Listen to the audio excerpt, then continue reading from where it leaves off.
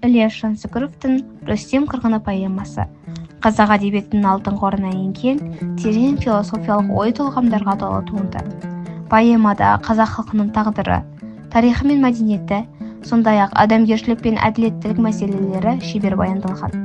Поэма қазақ халқының өткенін, оның батырлық дәстүрлерін, ұлттық құндылықтарын көрсетеді. Рүстем бейнесі арқылы автор халықтың ерлік рухын, батырлық қасиеттерін дәріптейді. Рүстем тек батыр ғана емес, сонымен қатар әділеттіліктің, адамгершіліктің символы. Оның күресі тек сыртқы жаулармен емес, ішкі рухани дүниесімен де байланысты. Рүстемнің тағдыры да өте ауыр. Рүстем тек батыр емес, ол халықтың үміті, арман, мақсаты. Оның жолы күрес, жеңіс, бірақ сонымен қатар қасірет. Ол өз елінің бостандығы үшін күрескенімен, жеке өмірінде көптеген қиындықтарға тап болады.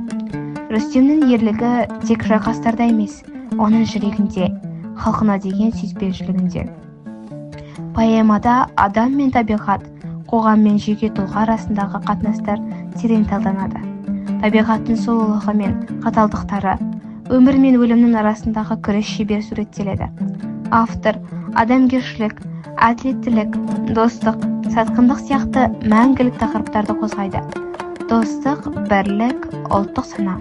Бұл поэманың басты құндылықтары. Рүстемнің жолы халықтың жолы. Рүстем қырғыны поэмасында Ілияс Жансүгіровтің тілдік шеберлігі, поэтикалық образдары шығарманың эмоционалдық әсерін күшейтеді. Автор қазақ тілінің әуезділігін, байлығын, тереңдігін тамаша көрсетеді. Рүстем қырғыны поэмасы қазақ әдебиетінің асыл мұрасы. Онда ұлттық рух, тарих, адамгершілік құндылықтары терең әрі көркем түрде баяндалған. Бұл шығарма бүгінгі күнде де өзекті.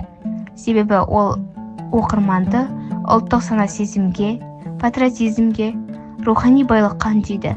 Ілияс Жансүгіровтің «Рүстем қырғыны» поэмасын оқып, қазақ халқының ерлігі мен тарихымен танысыңыз.